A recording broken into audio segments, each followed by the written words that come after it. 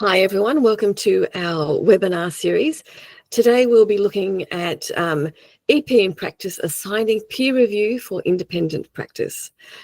First up, I'd just like to introduce myself. My name's Grace. I've been with EP for about 2.5 years. Prior to that, I was a teacher. I taught chemistry, maths and science. I did use EP in my teaching. I really like the way that EP allows you to get to know your students and find those individual weaknesses and really differentiate for each student to help them maximize their potential. My colleague Ryan is here with me today. How are we going, everybody? Yes, just like Grace, I myself was a teacher, and I definitely echo the sentiment around where EP excels. I really liked the ability for it to tell me more about my students and what they understood and help with that sort of sharing aspect. And that's what we're going to be diving into today, looking at how we can get the students to share their own answers, their own responses. We've just got a few slides to share here with you. Grace, do you want to get the slides up, and I'll let you take the screen. The only reason we want to run through these is just this fits into a few different ideas around the EP platform. We had a beginner session looking at getting started before, which looked more at the ability of EP to help you with your course planning. And this is looking more at another aspect here of the platform. So if you just want to bump forward one slide, it fits into what we're calling our differentiated learning cycle. So this here maps out not only some of the different ways EP can be used, but definitely mirrors the process we go through as teachers at the very inception of planning out what we're going to be doing, and then providing opportunity for students to learn, practice, assessing as we move through until we get to those stages of revision and summative assessment as we progress through a topic or a subject. And so as Grace touched on, we're going to be looking at our guided independent practice. It fits in as part of that wheel. And there's a few other aspects as well the platform can work with, including guided practice and revision. So we'll be focusing on the independent practice, but just be aware that all of these different elements sit inside of the EP platform. There are a number of different tools that we have, and you don't have to use all of them at once. Each of these are going to be of a different level of value to you, but understand that EP can work in all of these contexts and provide you with that value there. I'll jump through and share. And so what we're looking at is our peer review itself. Let me just steal the screen over, and I'm going to share this window here. Okay. So if you were with us for our previous presentation, you would have seen our demo school. This is the one we're going to be operating out of. And what we want to do is we want to assign one of our classes, of which I have too many, a peer review task or activity. So to do that, we're going to come over to our tasks page. And in our task page, we're going to see everything that we have assigned across all of our classes. We have some important drop-down boxes up here that allow me to filter down onto specific classes or to view classes across the school and see if any of those have got activities that are available as well. And then I can use this time element here so I can view what's coming, current and upcoming, or previous tasks and activities. To assign a peer review, we're going to come over here to assign and click through and do a peer review. Grace, in your teaching, did you do much with peer review, or was it not an area that was touched on as much for you?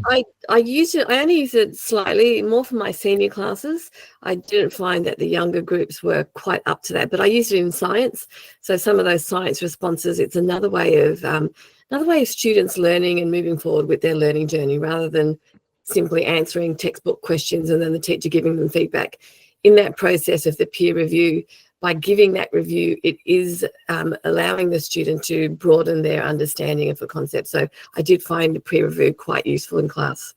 Absolutely. It's something that I wish I used a lot more of, but I would say that one of the key barriers for me was just the mechanics of getting it to happen, how I was going to structure the delivery of this, the collection of the resource, how I could monitor it and track it.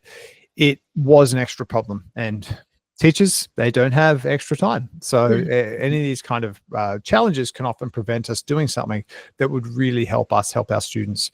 What I love about how this is delivered through the platform is it's just as easy as setting a task or activity.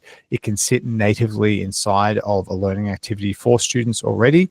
And it's just a nice little bit to tack on, and you have a lot of choice and control with it. So we'll step through the process of assigning it. Essentially, it's very similar to what we went through in our previous lesson, but what we're going to, or our previous webinar, I should say, what we're doing is we're selecting our class, we're selecting the time we want the activity to happen, and then we're going to add the content. Now, when we add the content, we're going to select from our library view. In this case, I might select for a Year 8 class. I might be looking at something like novel studies, dialogue and narration, and I might select this activity here. Now, what we're looking for are these open-ended style questions. These are the areas where our students are going to be able to provide peer review to each other. And once we've selected the lesson, we can come down and choose our peer review questions. So this will then give us a menu looking at the different questions we had across our lesson, and we can select one of those to provide peer review around, or we can select multiples. I might actually take this one here because I like the idea that it's asking students to sort of input their own kind of thought process here. Now, you can include some, this is sort of showing you what the students are going to be doing, but we'll step through an example of that in just a moment. And once we've selected that, we can then determine how many questions students are going to be providing, or how many pieces of feedback students are going to be providing. If you're just starting off, one's a fantastic starting point. And if you want to begin at the very beginning, you can even start working through with students to build them up to improve their own peer review capacity by just getting them to select a star rating. In this instance, we're just asking them to rate on that scale. If you do go down this avenue and you start using peer review more regularly and you're writing your own questions to put in there, you can also edit what the descriptors are around that. So that open-ended customization is available inside the platform. So in this case, I'm going to click start and comment, and I'm going to go through and assign this activity. So this will appear for students like a regular kind of activity, but I'll show you what it's going to look like when we're a student and we have completed that itself. So I've got one we've prepared earlier that we can show for you. I'm going to bring that one up. I'm just going to find the actual screen. This is the one we've got here. Now, Grace, tell me if you recognize the name of this student. Anna Mears, good old Anna. Yes. Golden girl. Absolutely. Massive inspiration. This is from our Olympians class. So again, these aren't real students. I just want to qualify, although I'm sure Anna was a fantastic student. I don't want to reflect poorly on her with any of the answers that she's got in here or any of the names of the people you might see coming up in this list. We'll just use those as a point of reference. And sometimes we have to come up with a list of names of people, and sports personalities or people are very easy lists to get and have available. So in this case, Anna's already gone through and completed what she needed to do. Now, in the case of this lesson itself, I've gone through and I've just selected the open-ended response part. This can be a good idea to do when you're doing peer review because you're paring down the amount of work students will need to do and complete and can provide them with a focus. So if you're starting with peer review for the first time, this could be a great way of just providing that focus that's here. Now that Anna's gone through and completed her answers and other students have already completed their answers, it's time for Anna to go in and put in her review of someone else's work. Now, Anna can't see who has written this answer here, unless the person who's written their response in the student answer space here, there's no way of them knowing. So it is a very strongly anonymized system. You, on the other hand, as a teacher, will be able to see not only who has provided feedback to who, but also which student has written which response and be able to track all that process. So in the unfortunate circumstance that someone has maybe needed to be a little bit more guided with what they do, we can go and make that change.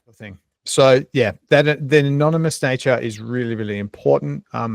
Grace, is that something that you wanted to see, or something you struggled with peer review? No, it was a really good aspect of peer review because otherwise kids get conscious, oh, I'm writing this, and it just takes away any chance that your work's going to get poorly reviewed. So not knowing who's written what, it's just an honest review of that student's work. And as you said, the teacher has that ability to monitor things on their end. So even if there is anything untoward happening, they have total visibility of all that and can deal with it as needed. Yeah. Absolutely. Absolutely. So that anonymity is pretty common, particularly from the student level of experience. They're very much assigned work that's relevant to them.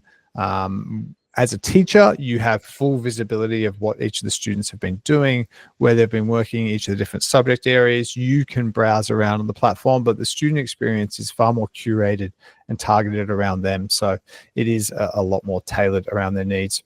So Anna could write in here, here is my review and feedback, and then provide the star rating, and then move forward. Now, there's no more answers that Anna needs to do in this instance. This would come back through to the teacher, and they're able to see that in their reporting. So let's jump on over to that now.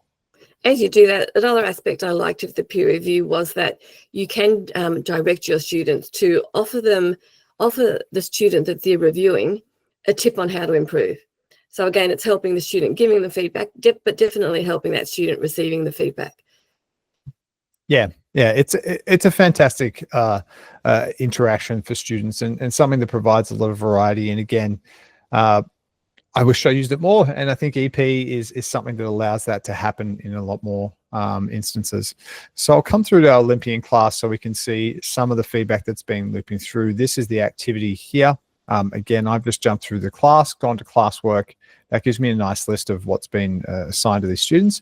As you can see, the Olympians is a strong go-to for who I'm assigning work to, because there is a lot of tasks that are sitting there unopened.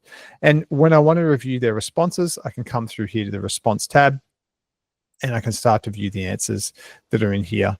So we can see not only what that student has written, who's written it, we can also see any of the peer review that's come back here, and their star rating. So this again provides you with that level of transparency as a teacher, can help you facilitate discussion, but also to monitor and maintain and make sure that students are fulfilling that peer review criteria. Now, the final important step when we're doing peer review is to also add your own feedback, which you can leave in here as well. You can record that if you prefer as well, to add that extra level of detail. Definitely something if we're in subjects other than English, and we need to be recording things like languages, that could be very, very helpful. But the other upside to recording your feedback is it adds that personal touch, and it allows the student to receive that recognition that you've seen their work, they've been acknowledged, they are progressing, and you can communicate so much more through that. Absolutely. The peer review also works with our AI feature, but we will get to that in our next webinar series. Yeah, exactly. That wraps it up for peer review. Definitely something to have a try of on your end. See how it works for you. It's certainly something that resonates well with students, but I'm sure you'll find, just like with many of the aspects of EP, the ease at which you can start to do these elements allows you to work that so much more into your teaching and get more out of the students that you have to maximize their potential. Thanks for your time, everyone. I sure learned something today, and I hope you did too. Thanks, everyone. Till next time. Bye. Bye.